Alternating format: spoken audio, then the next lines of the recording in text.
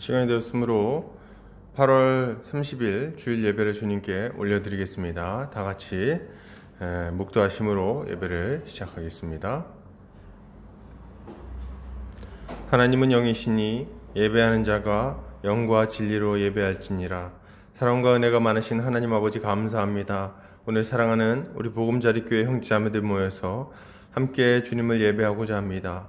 이 시간 우리 가운데 임재하시고 우리에게 성령을 부어주셔서 우리가 주님을 힘있게 예배하게 하여 주시옵소서. 또한 바라기는 우리 각 사람의 심령 가운데 성령의 충만함을 주셔서 우리가 하늘의 기쁨으로 충만해지게 하여 주시옵소서.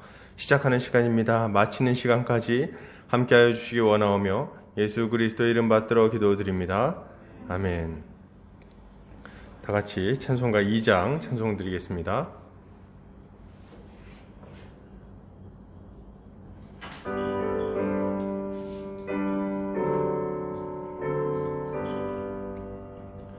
찬양 성부 성자 성령 성삼위일체께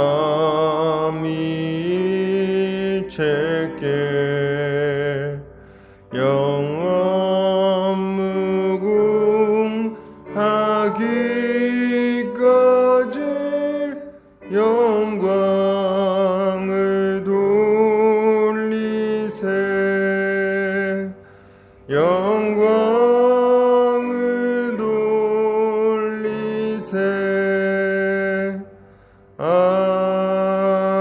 아멘. 이 시간 다 같이 사도신경으로 우리의 신앙을 고백하겠습니다.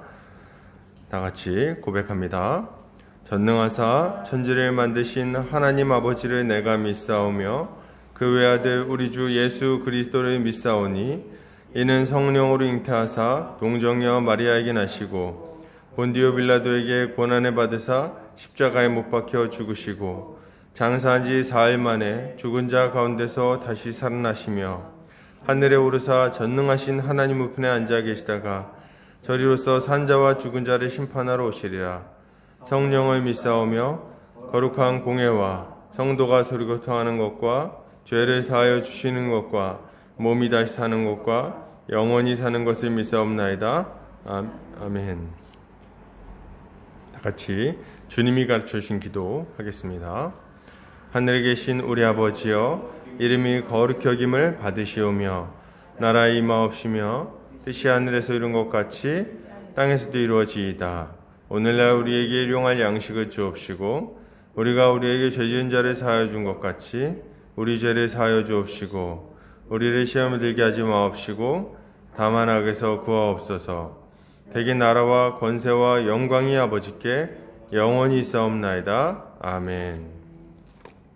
이 시간 우리 한 주간 주님 앞에 불순종했던 것들 기억하면서 예수 그리스도의 십자가 보혈로 우리의 모든 죄를 깨끗하게 씻어주시기를 구하며 주님 앞에 나아가도록 하겠습니다. 다 같이 기도하겠습니다. 사랑의 주님 감사합니다. 오늘도 이렇게 주님을 예배하고자 나옵니다.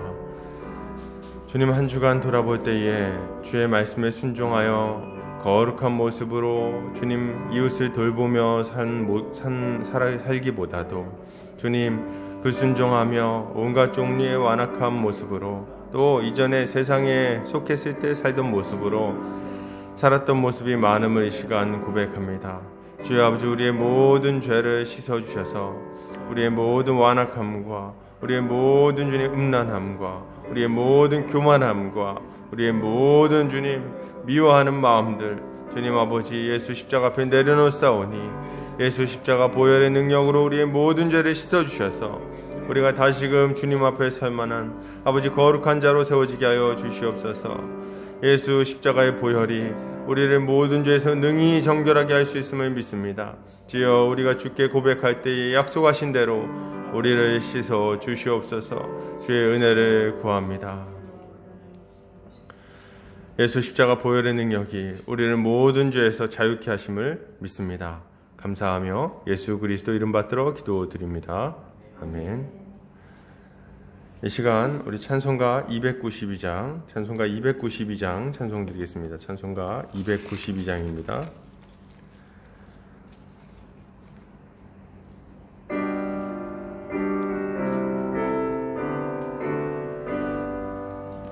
주 없이 살 수 없네. 죄인의 구주여, 그 귀한 보배 피로 날 구속하소서. 구주의 사랑으로 흘리신 보혈이 내 소망 나의 위로 내 영광 됩니다. 주 없이 살 수 없네. 나 혼자 못 서리. 힘없고 부족하며 지혜도 없도다. 내 주는 나의 생명 또 나의 힘이라. 주님을 의지하여 지혜를 얻으리. 주 없이 살 수 없네. 내 주는 아신다. 내 영의 깊은 간구 마음의 소원을 주밖에 나의 마음 네 알아주리요. 내 마음 위로하사 평온케 하시네. 주 없이 살 수 없네. 세월이 흐르고 이 깊은 고독 속에 내 생명 끝나도 사나운 풍랑일 때 날 지켜주시니 내 곁에 계신 주님 늘 힘이 됩니다. 아멘. 이 시간 우리 대표해서 김옥주 성도님 나오셔서 기도해 주시겠습니다.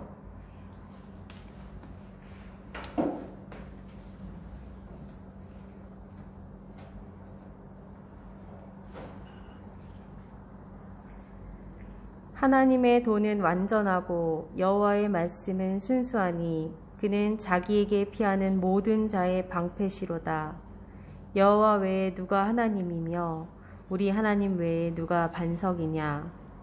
주께서 주의 구원하는 방패를 내게 주시며 주의 오른손이 나를 붙들고 주의 온유함이 나를 크게 하셨나이다. 아멘.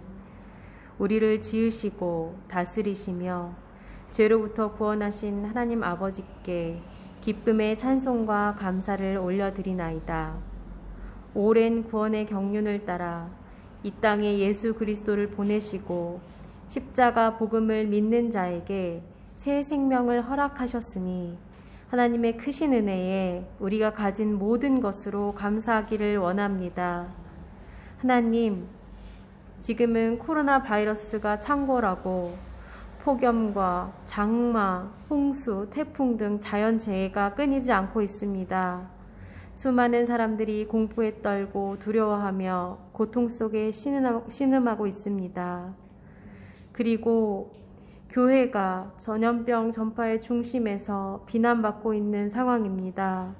주님, 긍휼히 여겨주시고 우리에게 이 시대를 이겨낼 힘과 지혜를 주시옵소서.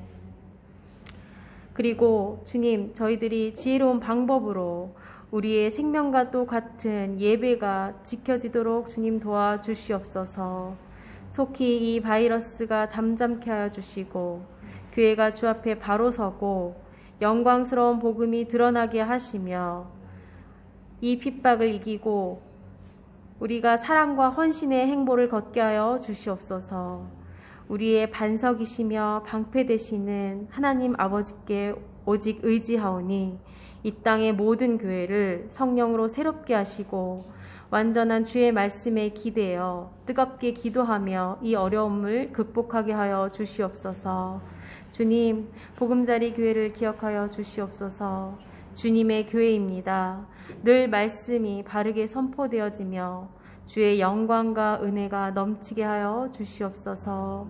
성도들이 모여서 예배할 수 없사오나 더 간절한 마음으로 또 사모하는 마음으로 예배하게 하시고 주님을 더욱 바라보며 서로를 생각하고 돌아보게 하여 주시옵소서. 오늘 드려지는 예배 가운데 주여 임재하여 주시옵소서. 말씀을 전하시는 안종현 목사님을 강한 팔로 붙드시고 그 입술을 성령님께서 주장하사 하나님의 귀한 말씀을 온전히 전하게 하여 주시옵소서. 듣는 우리로 하여금 그 말씀대로 살아가며 성령의 열매를 풍성히 맺게 하여 주시옵소서. 주님을 따르는 자에게 새 생명을 주시고 풍성히 누리게 하시는 하나님께 영광 돌리오며 우리의 죄값을 치르기 위해 보배로운 피를 흘리신 우리 주 예수 그리스도의 이름으로 기도합니다. 아멘.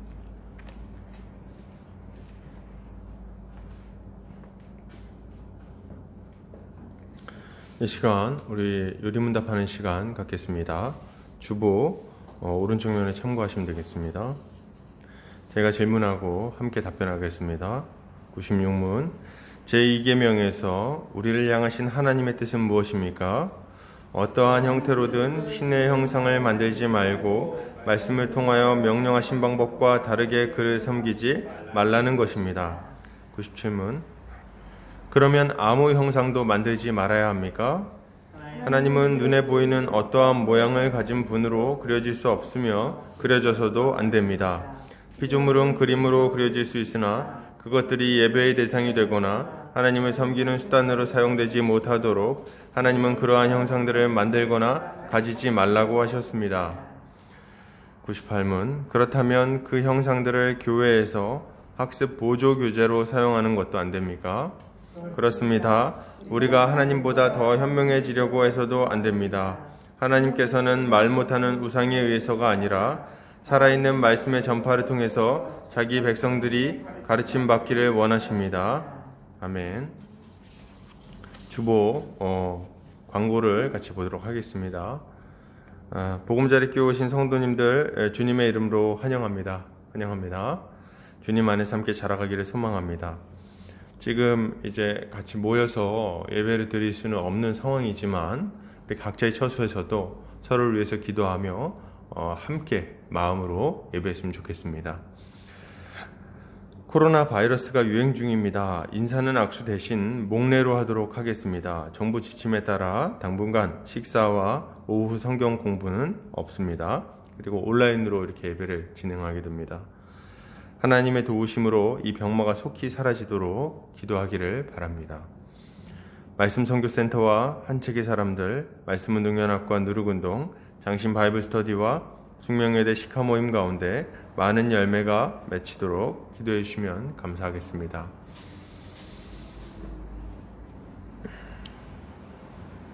이 시간 우리 말씀 보도록 하겠습니다. 마가복음 11장입니다. 마가복음 11장 27절에서 33절까지의 말씀입니다. 마가복음 11장 27절에서 33절까지의 말씀입니다. 교독하고 마지막 절 함께 읽겠습니다. 제가 먼저 읽겠습니다. 그들이 다시 예루살렘에 들어가니라. 예수께서 성전에서 거니실 때에 대제사장들과 서기관들과 장로들이 나와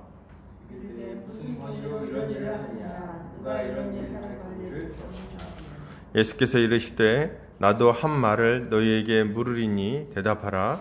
그리하면 나도 무슨 권위로 이런 일을 하는지 이르리라.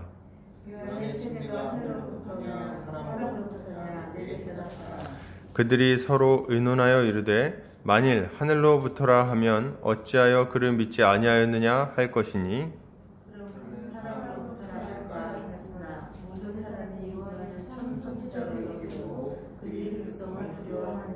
같이 읽겠습니다. 이에 예수께 대답하여 이르되 우리가 알지 못하노라 하니 예수께서 이르시되 나도 무슨 권위로 이런 일을 하는지 너희에게 이르지 아니하리라 하시니라. 아멘. 마가복음 11장 27절에서 33절까지 예수의 권위를 인정하라 라는 제목으로 말씀을 보도록 하겠습니다. 지금 한국 교회는 전례를 찾기 힘든 위기를 맞이하고 있습니다. 전례를 찾기 힘든 위기인 것 같습니다. 이것은 외부의 비난이나 공격이 극심해졌기 때문이기도 하지만 사실 내부의 문제가 더 큰 비중을 차지하고 있습니다. 성도들에게 거룩한 변화가 나타나지를 않습니다. 열매가 나타나지를 않습니다. 교회가 거룩한 모습으로 변화되지를 않습니다. 교회 안에 사람들이 보고 흠모할 만한 천국의 모습이 나타나지를 않습니다. 다투고 미워하는 모습이 도무지 사라지지를 않습니다. 증오하고 원망하는 모습이 사라지지를 않습니다. 선포되는 말씀은 점점 많아지는데 정작 성도들의 삶에서는 변화가 일어나지 않는다는 말입니다. 그 이유는 무엇일까요? 여러 가지 이유를 말할 수 있겠지만 그 중에 한 가지 이유를 좀 살펴보고자 합니다. 그것은 이 시대의 사람들이 정당한 권위를 부정하기 때문이라는 겁니다. 이 시대는 권위에 불순종하는 시대입니다. 권위를 인정하지 않는 시대죠. 모든 권위에 대해서 반감을 가지고 있다는 생각도 듭니다. 남편의 권위를 인정하지 않고 부모의 권위를 인정하지 않고 선생님의 권위를 인정하지 않고 국가 공권력의 권위를 인정하지 않습니다. 물론 모든 권위를 절대적으로 순종해야 된다는 말을 하는 것은 아닙니다. 잘못된 권위주의나 부패한 권위는 무너지는 것이 마땅하겠죠. 문제는 이런 잘못된 권위의식이나 부패한 권위가 아니라 하나님이 세우신 올바른 권위마저 인정하지 않고 그것들을 멀리한다는 데 문제가 있습니다. 목회자의 권위가 무너지고 있습니다, 여러분. 말씀의 권위가 무너지고 있어요. 하나님의 권위가 무너지고 있습니다. 여러분, 우리는 우리가 선포되는 말씀을 우습게 여길 때마다 하나님의 권위를 부정하고 있다는 것을 분명히 알아야 됩니다. 그러면 지금 사람들은 어디에 가장 큰 권위를 두고 있을까요? 자신 외부에 있는 어떤 것에도 어떤 권위도 인정하지 않고 있는 이 시대는 어디에 권위를 두고 어떤 것을 인정하고 어디에 순종하며 살아가고 있을까요? 바로 자기 자신입니다. 자기 자신에게 최고의 권위를 주고 그 권위에만 순종하며 살아간다는 거예요. 자신의 생각과 감정이 가장 중요합니다. 그것이 가장 가치 있다고 여기는 거예요. 거기에 순종하는 것이 마땅하다고 생각합니다. 그러다 보니 하나님의 말씀이 선포되어도 자신의 가치관이나 생각, 경험과 부딪힌다면 그것을 기꺼이 부정하고 불순종하는 거예요. 이 말씀은 좋고 저 말씀은 나쁘다. 저 말씀은 듣기에 좀 불편하구나. 이런 판단과 선택이 사람들 안에 난무하는 것 같습니다. 물론 말씀을 들을 때 그것이 하나님의 말씀인지 아닌지를 분별하는 것은 필요합니다. 그러나 내가 듣기에 좋은지 안 좋은지를 가지고 말씀을 판단한다면 그것은 아주 심각한 잘못을 범하고 있는 거예요. 하나님의 말씀은 우리가 평가해야 될 대상이 아니라 우리가 기꺼이 순종해야 될 대상이기 때문에 그렇습니다. 사람들은 귀가 가려워서 듣기 좋은 말을 찾아다닙니다. 이런 불순종의 영이 이 시대 가운데 아주 강하게 역사하고 있는 거예요. 우린 이런 불순종에 대해 하나님의 엄중한 책망이 있을 것임을 알아야 되겠습니다. 오늘 우리는 하나님의 말씀 앞에 선 성도가 어떤 모습을 가져야 할 것인지 함께 살펴보고자 합니다. 그리고 우리 자신을 돌아보고 우리가 정말 예수 그리스도의 권위에 순종하는 자인지 깊이 생각하는 시간이 되기를 바랍니다. 예수께서 예루살렘에 들어가시죠. 그리고 27절에 보니까 그 성전에서 거니십니다. 지난주에 우리가 살펴봤듯이 예수께서 성전에서 장사하는 자들과 매매하는 자들, 그리고 거기서 이제 돈 바꾸는 자들의 상을 엎으시고, 그리고 거기서 이제 막 왔다 갔다 하는 자들을 못 다니게 막으셨습니다. 이제 성전이 좀 정돈이 된 거죠. 기도하고자 하는 자들이 모였고, 그리고 거기서 이제 하나님께 제대로 된 제사를 이제 올려드리고 있는 겁니다. 그걸 보면서 이제 우리 주님이 잘 지금 지키고 있는가 돌아다니면서 보고 계신 거예요. 약간 순찰한다는 느낌도 좀 드는데, 이렇게 보면서 똑바로 살고 있나 이렇게 보시는 거죠. 근데 그때 누가 등장합니까? 27절 같이 한번 읽어볼까요? 자, 시작. 그들이 다시 예루살렘에 들어가니라. 예수께서 성전에서 거니실 때에 대제사장들과 서기관들과 장로들이 나와. 대제사장들과 서기관들과 장로들이 나옵니다. 이 시대의 종교 지도자들이고 가장 막강한 권력을 가지고 있는 사람들입니다. 이 사람들이 나와서 예수님께 항의합니다. 28절 같이 읽습니다. 시작. 이르되 무슨 권위로 이런 일을 하느냐? 누가 이런 일할 권위를 주었느냐? 이들이 와서 물어봅니다. 아니 도대체 누구의 권위로, 누구 명령을 받고 어떤 사람을 대신해서 와가지고 이 일을 하는 겁니까? 이렇게 막 물어보고 있는 거예요. 이들이 이렇게 반응하는 이유는 뭐 분명하죠. 예수께서 성전을 완전히 뒤집어 놓으셨기 때문에 그렇습니다. 그 안에 있는 장사하는 자들, 환전하는 자들, 그게 다 돈줄인데 그걸 다 내쫓아 버렸어요. 그래서 매매하는 자들, 그것도 쏠쏠했죠. 근데 그것도 다 못하게 막습니다. 왔다 갔다 하는 사람들도 막 길이 막혔으니 얼마나 불편합니까? 민원이 들어갔겠죠. 그러니까 이들이 와가지고 예수님께 항의하고 있는 겁니다. 재밌는 것은 이들이 예수님께 물어볼 때 왜 이런 일을 하셨는지를 물어보지 않는다는 겁니다. 그럼 뭘 물어봐요? 왜 그렇게 하셨습니까? 물어보는 게 아니라 누구의 권위로 이런 일을 했는가? 이렇게 물어본다는 것을 우리가 좀 주목할 필요가 있습니다. 여러분, 사람이 범인을 취조한다고 하면 제일 먼저 하는 게 그런 겁니다. 왜 그렇게 했어? 왜 이런 짓 했어? 이렇게 물어보는 게 정상이죠. 근데 이 사람들은 안 물어본다는 거죠. 왜 안 물어볼까요? 예수님이 하신 일 자체는 아무 문제가 없다는 것을 분명히 알았기 때문에 그렇습니다. 예수님이 성전에서 매매하는 자들을 내쫓는 것은 옳은 일입니다. 거기서 장사하는 것이 잘못됐다는 것도 분명합니다. 거기서 강도들처럼 환전하는 자들이 폭리를 취하는 것도 잘못된 것이 분명하죠. 거룩한 성전 안에 자기 마음대로 왔다 갔다 하는 것도 잘못된 것이 너무나도 분명합니다. 이런 분명한 잘못들을 부정할 수가 없으니 자신들이 잘못한 것이 너무나도 분명하니 그 부분을 가지고 얘기할 수는 없는 거예요. 그래서 뭘 가지고 지금 시비를 거는 겁니까? 당신 지금 누구의 권위로 이 일을 하는 것이요. 이 사람들은 지금 예수께서 하신 일이 하나님이 원하시는 일이고 하나님이 받으실 만한 일이고 하나님이 기뻐하시는 일이라는 것을 알았습니다. 그리고 자신들이 잘못했다는 것도 잘 알고 있었어요. 근데 그것을 인정하지 않고 무슨 권위로 이런 일을 하는지 지금 물어보고 있는 겁니다. 이들이 이렇게 왜 예수께서 이런 일을 했는지를 물어보지 않고 무슨 권위로 했는지를 물어보는 이유는 한마디로 하자면은 자신들이 하던 그 잘못된 일을 계속하고 싶다는 마음의 표현이라고 할 수 있겠습니다. 왜 그럴까요? 성전에서 예수님이 하신 일은 대제사장들과 서기관들, 장로들이 누리고 있던 많은 유익을 송두리째 없애버리는 일이었습니다. 그게 다 날아가 버렸어요. 돈이 얼마나 많이 들어왔겠습니까? 그래서 매매하고 나면 그 남는 돈 자기가 이제 유익을 일정 착복하고, 돈 바꾸는 자들 남는 것도 일정 부분 본인들이 상납받고, 그렇죠?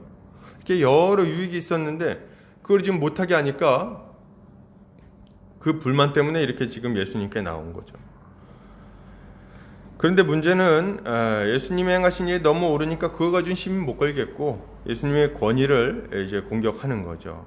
메시지를 공격할 수 없으니 메신저를 공격하는 겁니다.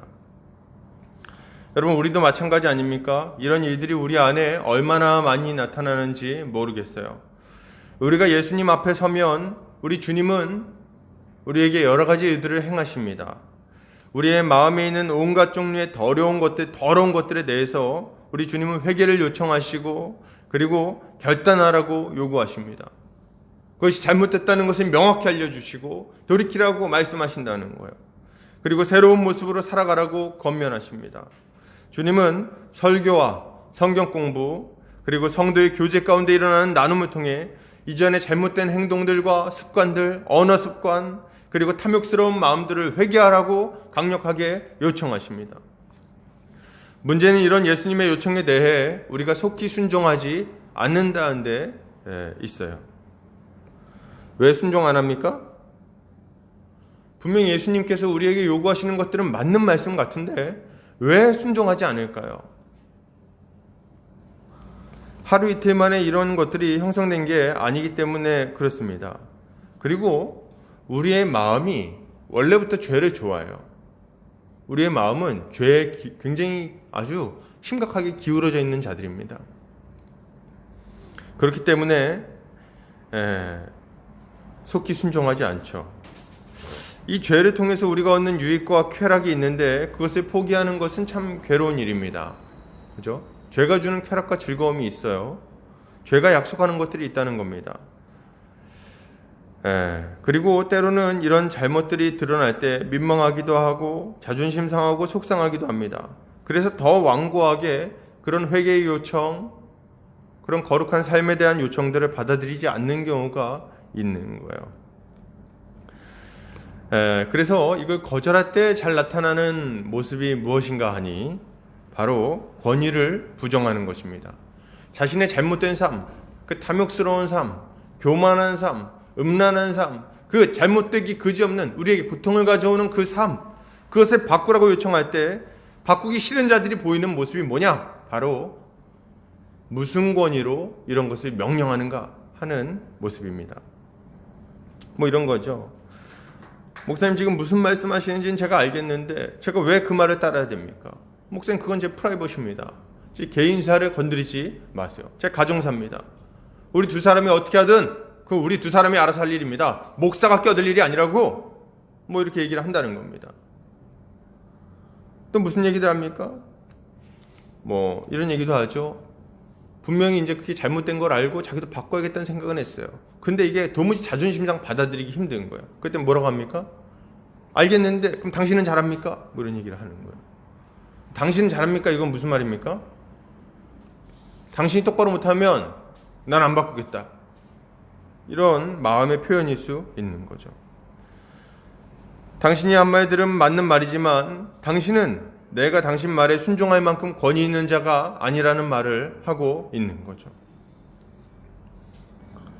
이것은 모세에게 반역했던 고라당의 모습과 비슷합니다. 모세는 이스라엘 백성들을 광야로 데리고 갑니다. 이스라엘 백성들이 40일간 가나안 땅을 정탐했는데 그 땅을 악평하죠. 그 악평한 이후에 애굽으로 돌아가려고 막 마음을 먹습니다. 그때 하나님께서 아주 크게 진노하셔서 이들을 아주 쓸어버리려고 하시는 거죠. 그때 모세가 아주 간절히 기도합니다. 하나님, 지금 이들을 쓸어버리시면, 이들을 다 죽이면 저 애굽 사람들이 뭐라 그러겠습니까? 저 애굽 땅에서 여호와 하나님이 애굽 땅에 있던 자기 백성을 끌어내갖고 광야에서 다 죽이려고 했었다. 뭐 이런 얘기 하지 않겠습니까? 그러니 제발 용서해 주십시오.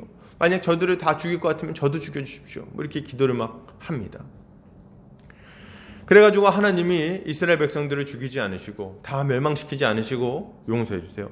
그리고 어떻게 하시냐면 너희가 40일 동안 정탐하면서 그 땅을 악평했던 것처럼 너희는 하루를 1년으로 쳐서 40년간 광야에서 헤매게 될 것이다. 그리고 그 땅에 들어갈 수 있는 것은 그 땅에 대하여 믿음으로 고백했던 여호수아와 갈렙 외에는 없을 것이다. 이렇게 이야기를 하십니다.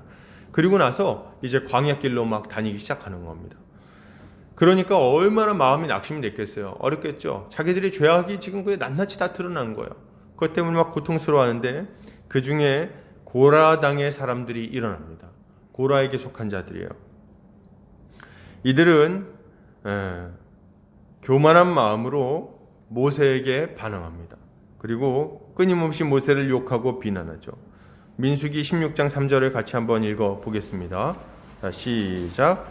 그들이 모여서 모세와 아론을 거슬러 그들에게 이르되 너희가 분수에 지나도다 회중이 다 각각 거룩하고 여호와께서도 그들 중에 계시거늘 너희가 어찌하여 여호와의 총회 위에 스스로 높이느냐 이렇게 얘기를 하고 있어요.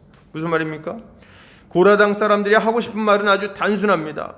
우리가 왜 당신 말을 들어야 되는가? 우리도 다 존귀한 자들이고 우리도 다 뜻이 있고 우리도 다 지혜가 있는 자들이다. 우리 마음대로 하겠다. 이게 고라당이 하고자 한 말인 거예요. 이들은 교만하게도 하나님이 세우신 권위를 부정하는 일을 아주 거리낌 없이 행했어요. 모여가지고 그것도 말이죠. 한 마음으로. 여러분, 우리는 고라와 같이 하지 않아야 되겠습니다. 고라와 같이 하지 않아야 되겠어요. 이렇게 어리석은 행동을 하지 않아야 되는 거예요. 우리의 생각과 감정에 충돌하는 메시지나 요청을 들었을 때 고라와 같이 하지 말고 도리어 겸손히 자신을 낮춰야 되겠습니다. 우리 마음을 완고하게 하지 않아야 되겠어요. 말을 들을 때 말이죠. 하나님께서 말씀하시는 것을 기쁨으로 받아들이고 잘못된 것이 있으면 회개하고 고치면 되는 것 아닙니까? 거기서 목을 뻗대고 당신이 뭔데 나한테 이렇게 얘기하냐고 하는 것은 얼마나 잘못된 모습입니까? 무엇이 옳은지 안다면 그 옳은 대로 행해야 하는 거죠. 여러분, 교만하게 행하며 하나님을 거역했던 고라 자손의 마지막이 어떠한지를 우리는 알아야 됩니다. 민수기 16장 32절 33절 같이 읽겠습니다. 시작. 땅이 그 입을 열어 그들과 그들의 집과 고라에게 속한 모든 사람과 그들의 재물을 삼킴에 그들과 그의 모든 재물이 산채로 스올에 빠지며 땅이 그 위에 덮이니 그들이 회중 가운데서 망하니라. 여러분, 이것이 그들의 마지막이었습니다. 하나님께 주신 회개의 기회를 발로 차버리고 그리고 교만하게 그것을 거절한 자들의 마지막이 이것이라는 거예요. 여러분, 히브리서 기자는 강력하게 권면합니다. 히브리서 3장 12절 16절을 같이 읽겠습니다. 시작. 형제들아, 너희는 삶과 혹 너희 중에 누가 믿지 아니하는 악한 마음을 품고 살아계신 하나님께서 떨어질까 조심할 것이요. 오직 오늘이라 일컫는 동안에 매일 피차 권면하여 너희 중에 누구든지 죄의 유혹으로 완고하게 되지 않도록 하라. 우리가 시작할 때에 확실한 것을 끝까지 견고히 잡고 있으면 그리스도와 함께 참여한 자가 되리라. 아멘. 12절부터 14절까지군요. 여러분, 죄의 유혹으로 완고하게 되지 않아야 되겠습니다. 죄의 유혹이 크고 그것 때문에 내가 누리고 있는 것이 많다 할지라도 그것에 붙들려서는 안 되겠습니다. 그 죄의 유혹에 사로잡혀서 마음을 완고하게 하는 자들에게는 하나님의 심판이 있는 것입니다. 마음을 잘 살피셔야 되겠어요. 교만한 마음을 낮추시기를 바랍니다. 죄의 유혹에 사로잡혀서 주를 거절하는 어리석은 모습에서 벗어나야 할 것입니다.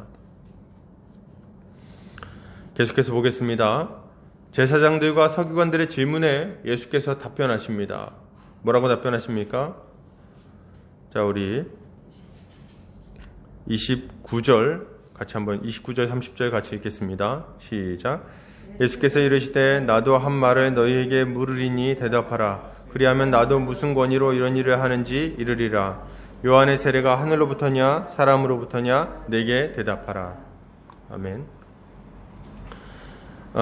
예수님이 말씀하시죠. 요한의 세례가 하늘로부터냐 사람으로부터냐 답해봐라. 뭐 이렇게 얘기를 하시는 거예요. 이것은 참 기가 막힌 질문입니다. 왜냐하면 당시의 사람들이 세례 요한을 선지자로 여겼기 때문에 그렇습니다. 선지자로 여겼어요. 선지자로. 성경은 세례 요한을 엘리야의 심령을 가진 자로 묘사합니다. 엘리야의 심령을 가졌다. 그는 백성들에게 회개의 세례를 베풀었고 온 이스라엘 백성들이 간절한 마음으로 메시아를 기다리도록 만든 사람입니다. 사실 구약에서 엘리야는 그 당시 백성들에게 큰 호응을 얻지 못했어요. 그래서 엘리야를 이렇게 좋아하고 따르고 그런 사람들이 없었습니다. 오죽하면 엘리야가 광야로 도망가면서 하나님 앞에서 이렇게 얘기하죠. 하나님 믿는 사람 저밖에 안 남았는데 저까지 죽이려고 합니다. 얘기할 정도로 당시에 엘리야는 그렇게 인기가 있는 사람은 아니었어요. 무서워했죠. 또 무서워했을 수는 있어요. 근데 이 세례 요한은 그렇지 않았습니다. 뭐 무서워하는 거는 무서워했을 수 있는데 이 세례 요한은 온 이스라엘 사람들이 다 선지자로 인정하는 사람이었습니다. 이 세례 요한이 요단강에서 세례를 줄 때 정말 남녀노소 불구하고 허다히 많은 무리가 나와서 세례 요한에게 세례를 받았다고 성경은 기록하고 있어요. 참 대단한 인물이죠. 예수께서도 여인이 낳은 자 중에서 세례 요한보다 더 큰 이가 없다고 말씀하실 정도로 대단한 인물입니다. 여러분, 예수님의 답변은 제사장들이나 서기관들을 난처하게 하려고 던진 질문은 아니었어요. 여러분, 그런 오해는 하지 않으셨으면 좋겠습니다. 우리 주님은 누군가에게 그런 아주 악의적인 마음으로 누군가를 난처한 상황에 빠뜨리는 분이 아니십니다. 그런 의도가 있는 건 아니었어요. 그러면 왜 이런 질문을 던지시는 겁니까? 우리 주님은 자신의 권위에 의문을 던지는 자들에게 세례의 요한이 누구인지, 그리고 세례의 요한이 어떤 메시지를 전했는지를 다시 한번 생각해 보라고 말씀하고 계시는 거예요. 그 생각해 보고 어떻게 하라는 겁니까? 생각해 보고 회개하라는 얘기를 하고 있는 겁니다. 인정할 것 인정하고 회개할 것 회개하고 주님께 좀 돌아오라, 이렇게 이야기를 하고 계시다는 거예요. 너희가 내 권위를 의심하느냐? 구약의 선지자들의 예언과 마지막 선지자인 세례 요한의 말을 다시 한번 생각해 보기를 바란다. 이것이 주님의 답변인 거죠. 그렇다면 우리는 세례 요한이 어떤 사람인지, 그가 어떤 메시지를 전했는지를 좀 주목해서 살펴볼 필요가 있겠습니다. 세례 요한의 정체성은 두 가지로 표현되는데, 첫 번째는 광야에서 외치는 자의 소리입니다. 광야에서 외치는 자의 소리. 그리고 둘째는 마지막 때에 오리라 한 엘리야라고 할 수 있겠습니다. 두 가지 정체성은 모두 그가 감당할 사역이 무엇인지를 아주 분명하게 드러내 보여줍니다. 광야에 외치는 자의 소리는 무엇을 의미합니까? 이사야 선지자는 이렇게 말합니다. 같이 한번 읽어볼까요? 이사야 40장 1절에 3절입니다. 시작. 너희의 하나님이 이르시되 너희는 위로하라, 내 백성을 위로하라. 너희는 예루살렘의 마음에 닿도록 말하며 그것에게 외치라. 그 노역의 때가 끝났고 그 죄악이 사함을 받았느니라. 그의 모든 죄로 말미암아 여호와의 손에서 벌을 배나 받았느니라 할지니라 하시니라. 외치는 자의 소리여 이르되 너희는 광야에서 여호와의 길을 예비하라. 사막에서 우리 하나님의 대로를 평탄하게 하라. 아멘. 외치는 자의 소리가 하는 일은 뭡니까? 이거요. 이제 심판의 때가 끝나고 회복의 때가 찾아왔음을 알리는 것입니다. 이게 외치는 자의 소리가 하는 일인 거예요. 메시아가 도래해서 이스라엘을 회복시키실 것을 준비하기 위해 외치고 있는 것입니다. 이게 외치는 자가 하는 일이라는 거예요. 그리고 요한의 다른 정체성을 좀 살펴보자면 그것은 엘리야라는 정체성입니다. 이것은 말라기서를 배경으로 하고 있어요. 말라기서도 같이 한번 읽어볼까요? 자, 시작. 보라, 여호와의 크고 두려운 날이 이르기 전에 내가 선지자 엘리야를 너희에게 보내리니 그가 아버지의 마음을 자녀에게로 돌이키게 하고 자녀들의 마음을 그들의 아버지에게로 돌이키게 하리라. 돌이키지 아니하면 두렵건대 내가 와서 저주로 그 땅을 칠까 하노라 하시니라. 아멘. 여기서 엘리야는 마지막 때 여호와의 크고 두려운 날이 이르기 전에 이스라엘이 하나님 아버지께로 돌이키도록 하기 위해 보냄을 받은 자입니다.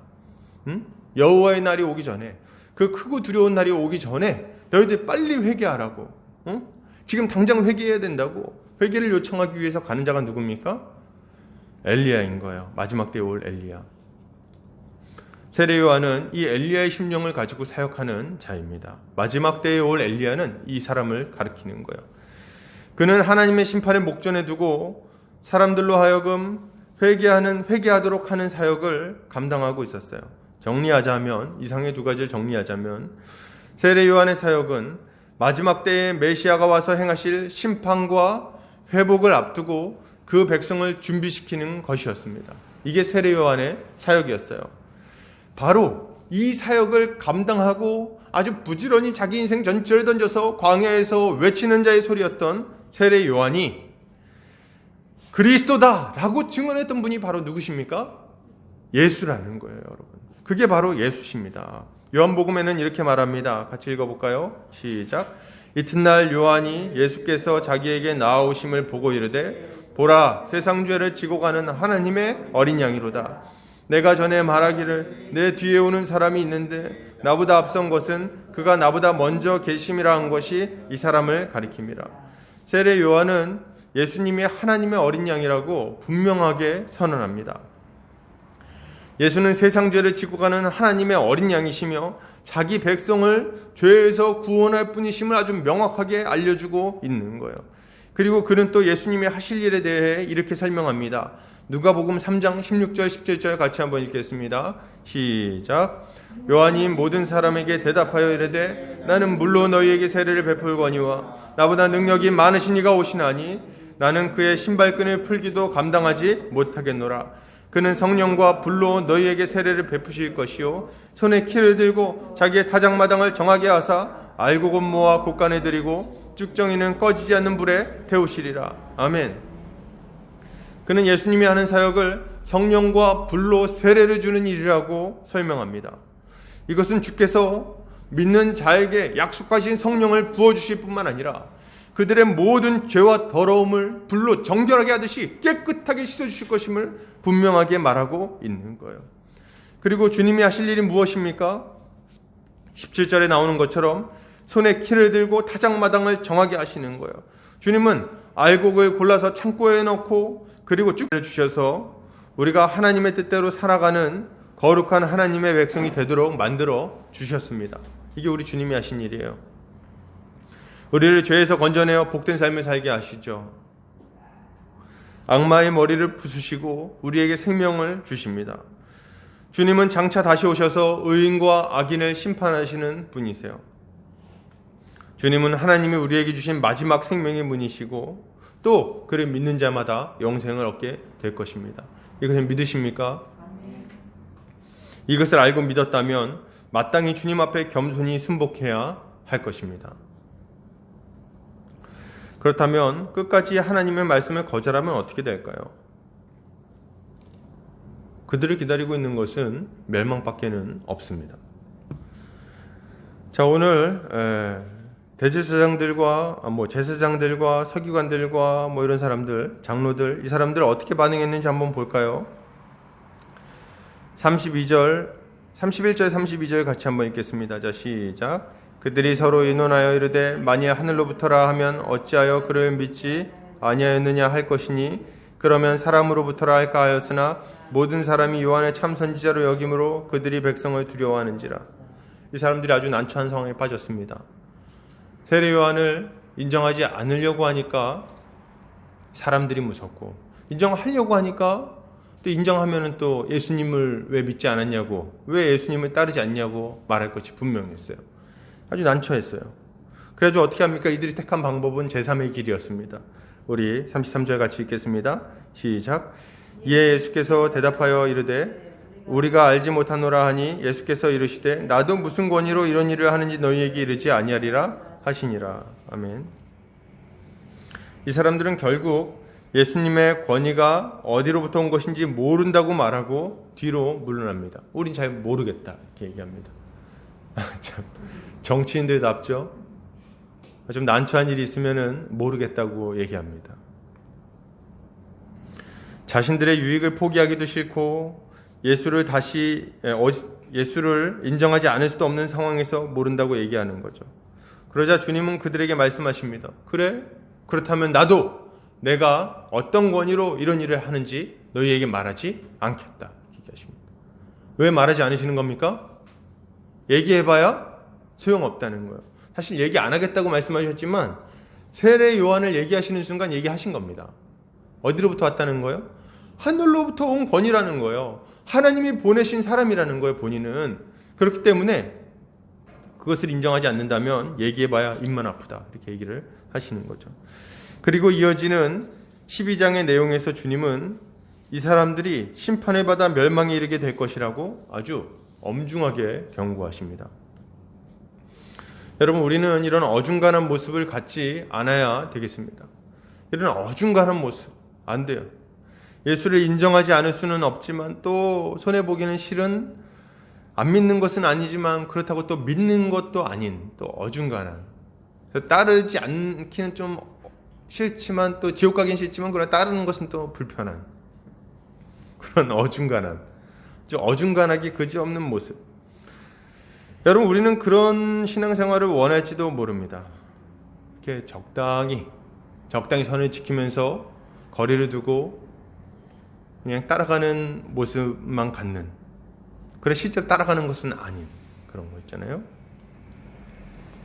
여러분, 이 시간 분명히 말씀드리는데 이런 신앙은 결코 주님께 나아갈 수 없고 결코 영생을 얻을 수도 없습니다. 그런 이들에게는 진리를 아는 지식도 허락되지 않을 것이고 그리고 영원한 생명도 허락되지 않을 겁니다. 하나님께서 이 땅에서 주시겠다고 약속하셨던 복된 삶도 얻지 못할 것이고 그리고 장차 우리에게 약속된 모든 약속들에서 제외되게 될 것입니다. 그런 어중간한 신앙생활을 하느니 그냥 세상으로 나가시는 게 좋겠습니다. 분명히 말씀드리지만 어중간한 상태로 있는 것은 주님을 거절하는 것과 다르지 않습니다. 전혀 다르지 않습니다. 마태복음 6장 24절 같이 읽겠습니다. 시작. 한 사람이 두 주인을 섬기지 못할 것이니 혹 이를 미워하고 저를 사랑하거나 혹 이를 중히 여기고 저를 경히 여김이라. 너희가 하나님과 재물을 겸하여 섬기지 못하느니라. 하나님과 재물을 겸하여 섬기지 못하느니라. 예, 하나님과 재물을 어떻게 동시에 주인으로 섬길 수 있겠습니까? 하나님이면 하나님, 재물이면 재물, 둘 중에 하나를 선택하게 되어 있어요. 우선순위가 정해지게 되어 있다는 겁니다. 재물을 사랑하고 쾌락을 사랑하면 그러면 그것을 주인으로 삼아 살아가는 거예요. 그러나 만약 그것보다 우리 주님을 더 사랑한다면 우리 주님의 요구대로 모든 것을 버리고 주님을 따르게 될 것입니다. 둘 다 사랑하는 것은 불가능한 것을 원하는 거예요. 양쪽으로 가려 그러면 가랑이가 찢어집니다. 세상이 주는 잠시간의 기쁨과 영원한 고통을 택하든지 죄악의 즐거움을 버리고 주님이 주시는 영원한 생명을 택하든지 둘 중에 하나를 택하라고 우리 주님은 분명하게 요청하십니다. 어중간하게 따르는 것이 가능하다고 말씀하신 적이 한 번도 없어요. 지금 너무 많은 사람들이 갈멜산 위에 이스라엘 백성들과 같은 모습을 보입니다. 열왕기상 18장 20절에 이렇게 얘기합니다. 엘리야가 모든 백성에게 가까이 나아가 이르되 너희가 어느 때까지 둘 사이에서 머뭇머뭇하려느냐. 여호와가 만일 하나님이면 그를 따르고 바알이 만약 하나님이면 그를 따를지니라 하니 백성이 말 한마디도 대답하지 아니하는지라. 말 한마디도 대답하지 아니하는지라. 지금 뭐 하고 있는 겁니까? 지금 이 시대의 이스라엘 백성들은 바알을 따르고 살았어요. 근데 웃기는 건 뭐냐면 하나님도 섬겼어요. 바알을 숭배하고 있는데 한편에는 또 하나님께 제사를 드렸다는 거예요. 두 신을 동시에 섬길 수 있다고 생각하고 이런 이상한 일을 막 벌이고 있었습니다. 엘리야가 그들에게 나아가서 말합니다. 지금 바알 선지자들과 450명과 지금 큰 전쟁을 벌이기 전에 그 전에 이제 이렇게 요청하는 거예요. 야, 니네도 언제까지 이렇게 머뭇머뭇 말이지? 너네에게 비도 주지 못하고 너네에게 복도 주지 못하고 너네에게 만족도 주지 못하고 너의 기도에 응답하지도 못하는 저 죽은 신을 언제까지 쳐다보고 그걸 섬기고 있겠느냐? 언제까지 머뭇머뭇 있을 거냐? 한쪽을 택해서 확실하게 와야 될 것 아니냐? 왜 중간에서 말이지? 그러고 있느냐? 근데 그렇게 막 말하는데도 말을 안 들어요, 여러분. 목사가 이렇게 소리를 질러도 여러분 듣지를 않습니다. 귀를 막아요. 그럼 뭐 하고 있습니까? 머뭇. 갈까 말까. 언제까지 그러고 있겠냐는 거예요. 이전에 즐기던 죄악된 삶이 여러분의 인생을 행복하게 만들었습니까? 여러분, 그 술이, 그 많은 사람들이 여러분을 만족시켰습니까? 돈이 좀 많은 분들이 우리 중에는 없었을 것 같은데. 여러분, 그 많은 재물이, 얘기하기 좀 민망하군요. 그 많은 재물이 여러분을 만족시켰냐는 거예요. 가져본 적이 없어서 모르겠습니다. 그러나 여러분, 꼭 이렇게 먹어봐야 똥인지 된장인지 압니까? 여러분, 우리 세상에 살아가는 많은 우리 이웃들을 좀 보세요. 돈이 많다고 행복합니까? 좀 편하게 살 수는 있어요. 근데 행복합니까? 정말 그 마음에 평강이 있나요? 고난이 찾아와도 흔들리지 않는 평강이 있습니까? 죽음을 앞두고도 웃을 수 있는 그 마음에 흔들리지 않는 평강이 그들 안에 있습니까? 암에 걸려도 두려워하지 않는 담대함이 그들 안에 있습니까? 여러분, 그들을 붙들고 있는 것은 얼마나 허망한지, 얼마나 헛된지, 얼마나 한순간에 날아가 버리는지 말이에요. 그들이 누리던 부귀 영화는 한순간에 사라져버리지 않습니까? 여러분, 우리가 그런 것들 추구하며 그것을 여전히 붙들고 하나님께 순종하지 않는다면 이것은 얼마나 어리석은 자입니까? 언제까지 머뭇머뭇 거리실 거예요? 주님은 지금도 계속해서 회개를 촉구하십니다. 십자가를 믿으라고 요청하십니다. 그리고 새로운 길, 거룩한 삶을 살며 하나님 나라의 복을 누리라고 강력하게 요청하신다는 거예요. 지금 이 구원의 길이 열렸는데 뒤로 미룰 수가 있습니까, 여러분? 우리는 지금 주님을 믿고 순종해야 되겠습니다. 중립적인 신앙생활, 유보적인 신앙생활을 하지 않아야 되겠습니다. 유보적인 태도 빨리 버리세요. 뭐 이런 얘기하시는 분들이 있어요. 지금은 잘 모르겠지만 언젠가는 알게 되겠죠. 언제입니까 그거? 언제 아냐는 거예요. 언제? 지금은 모르지만 언젠가는 알게 되겠죠. 지금 주님이 말씀하고 계신데 그거 듣지 않고 언제 올 걸 바라시냐는 거예요. 언제? 지금 말씀하고 계시지 않습니까? 언젠간 따르겠죠. 언젠간 좋은 날이겠죠. 그게 언제냐는 거예요. 언제 죽는지는 아십니까? 언제 암 걸리고 언제 사고가 날지는 아십니까? 모르지 않습니까? 언젠가는 언제까지 언젠가는 얘기할 거예요, 여러분. 그런 유보적인 태도는 아주 완악한 모습의 다른 표현입니다.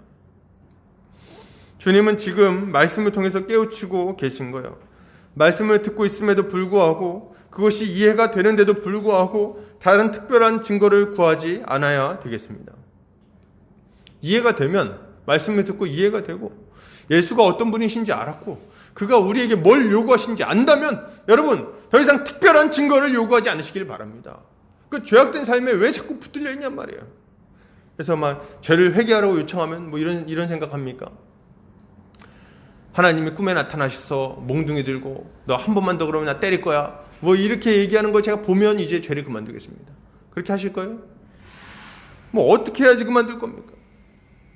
아니 뭐 순간 아주 빛나는 다메섹 도상에서 사울이 본 것처럼 아주 빛나는 어떤 충격적인 일을 경험해야만 그래야만 이제 죄를 그만둘 겁니까?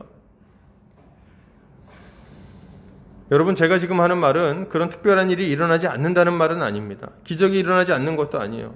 기적도 일어나고 여러분 특별한 경험도 찾아옵니다.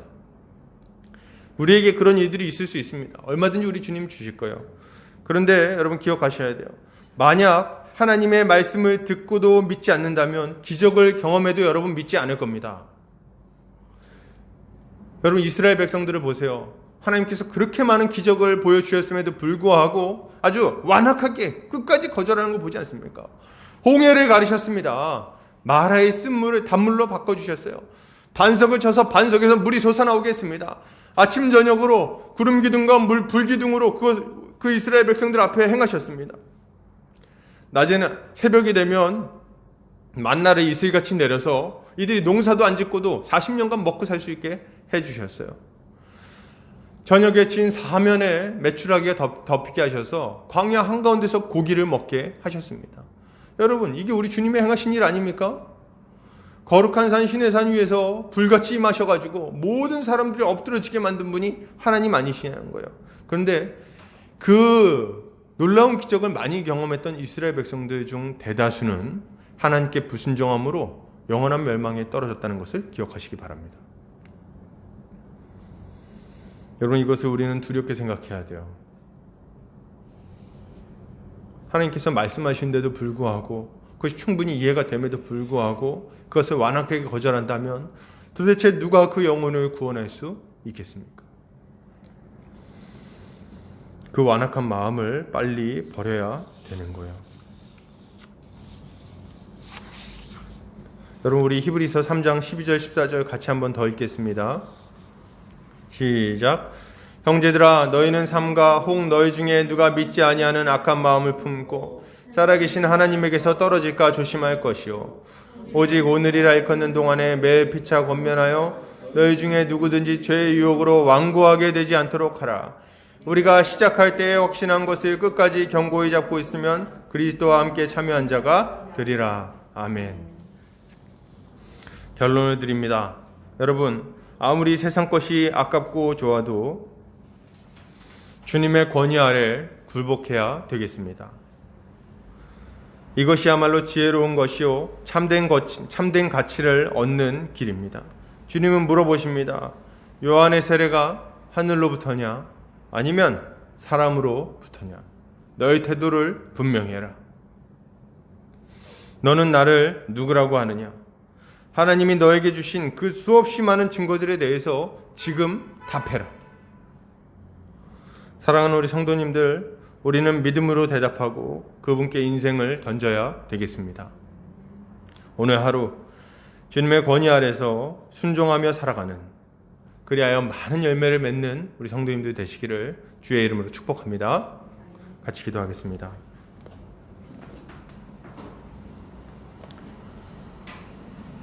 사랑이 많으신 아버지 하나님 감사합니다. 오늘 사랑하는 우리 보금자리 교회 형제 자매들 함께 말씀을 나누었습니다.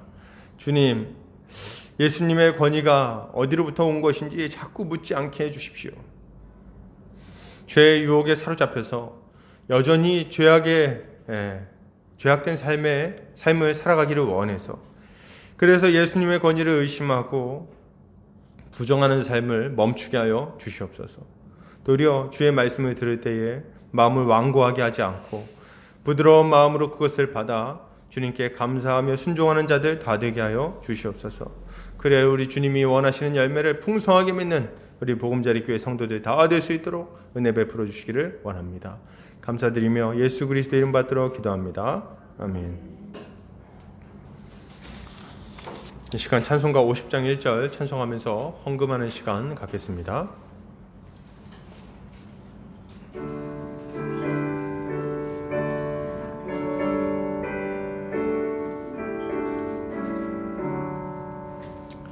내게 있는 모든 것을 아낌없이 바리네. 사랑하고 의지하며 주만 따라 살리라. 주께 드리네, 주께 드리네. 사랑하는 구주 앞에 모두 드리네. 아멘. 기도합니다. 사랑과 은혜가 많으신 하나님 아버지 감사합니다. 오늘도 이렇게 주의 말씀을 듣고 또 함께 예배하게 하시니 감사와 찬양을 올려드립니다. 주님 아버지, 우리가 가지고 있는 물질과 우리의 마음과 우리의 인생을 주님께 올려드립니다. 주님 마음껏 받으시고 마음껏 사용하셔서 주의 몸된 교회를 견고하게 세워 주시옵소서. 주님 아버지, 우리 한평생 살아갈 때 돈 때문에 울고 웃고 하지 아니하게 하여 주시기 원합니다. 오직 우리 주님이 주신 것들로 만족하며 또 없는 자들에게 넉넉히 베풀며 그렇게 살아가게 하여 주시옵소서. 우리 성도들 믿음 위하여 기도합니다. 주여, 우리 성도들 붙들어 주시고 한 명 한 명 믿음을 견고하게 하여 주시옵소서. 지금 어려운 시기입니다. 믿음이 떨어지기 쉬운 시기인데 이 어려운 시기에 한 명 한 명 주께서 큰 은혜 베풀어 주시고 말씀을 들을 때마다 주님 지혜를 주시고 또 기도를 할 때마다 하나님의 음성을 듣게 하여 주시옵소서. 낙심될 때마다 때를 따라 돕는 주님의 도우심을 경험하게 하시고 재정적으로 너무 큰 어려움 겪지 않도록 주님 필요를 채워 주시옵소서.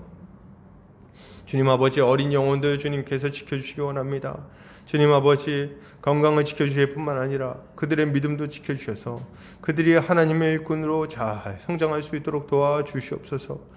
하나님의 모든 보호하심이 우리 성도들 가운데 있기를 원합니다. 그들의 가정 가운데 있기를 원합니다. 아무도 주님이 약한 병마 때문에 고통받지 않도록 주여 지켜 보호하여 주시옵소서. 이제는 예수 그리스도의 은혜와 하나님 아버지의 극진하신 사랑하심과 성령의 감화 감동 교통인도 충만하신 은혜가 이제 예수의 권위를 인정하고 예수의 권위에 순복하기로 결단하는 모든 형제자매들 머리 위에, 이 보금자리 교회 위에 고통받는 모든 자들 머리 위에 이제로부터 영원까지 함께 있을지어다. 아멘.